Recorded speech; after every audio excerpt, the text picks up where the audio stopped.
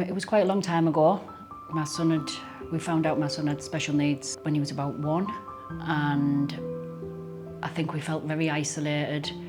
There's not a lot of support when you're looking online and things, so we were trying to figure out where we go for help, who we talk to, where our people were, as you call it.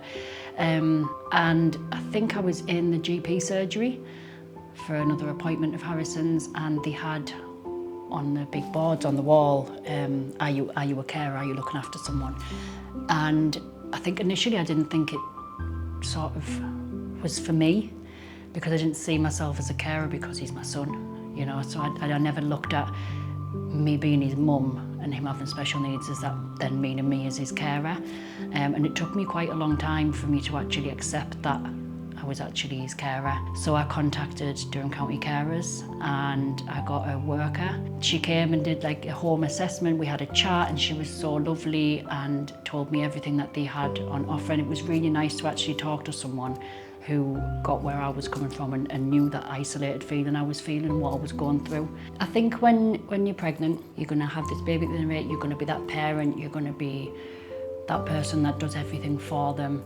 And as a parent, you have that expectation that at some point they're going to develop and they're going to come out with nappies. You're not going to have to be doing bottle feeding anymore. They're going to start eating it orally. For me, I think I started to realise I was more a carer than a parent when my son didn't start reaching their milestones, and all of the things changed from being just what you would do as a parent with a newborn that I was still doing when he was 6, 7, and I'm still doing to this day when he's 11. For parents to recognise that they're a carer, it's really difficult.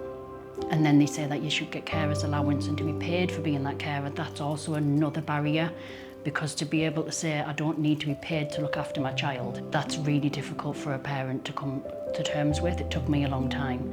And what I would actually say to anyone is you deserve it. That caring role is so much more, you give so much more of yourself when you're a parent carer. I know I'm a carer now. I'm proud that I'm a carer. I'll always be his carer and I'll advocate him for the rest of my life. But in the early days, it was really difficult to think that that was what my life was going to be, because I expect that at some point he'd go out and play with his friends, or, you know, I still have them feelings now. He's going to get married or he'll move out. He's never going to get married. He's never going to move out. He's always going to be in my care. And it's really difficult for a carer. You may not feel like a carer today, but you might tomorrow. And that's just allow them changes to happen. Allow yourself that grace to feel like you are a carer, but you're also a parent. So I remember once my son had double hip reconstruction surgery. It was his biggest surgery. It was about 4 years ago now. I'm a very anxious mum. I'm a very anxious person, really. And the surgery was long. It was traumatic. We were in hospital for quite a few weeks. I sat by his bedside. I didn't leave him for 10 whole days. And we got home and I think I just broke. Like every single thing that had built up in them whole times where I was sat talking to doctors and trying to pretend that I was this person who was handling everything. And I just thought, I don't know what I'm supposed to do. So I rang Durham County Carers. They organised counselling.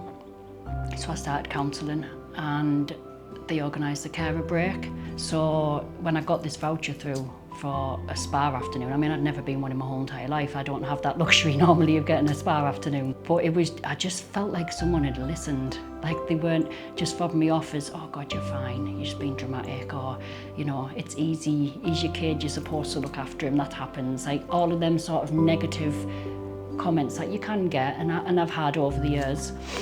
It just felt like someone actually got it and understood that I've just been through something really traumatic that I shouldn't have had to go through, that my son's had to go through and I've had to watch on the outside and couldn't help him. They got it and said, you know, you need to look after you. I think carers, adult carers, you know, parent carers, they have a feeling of isolation, and it's bigger than just feeling alone.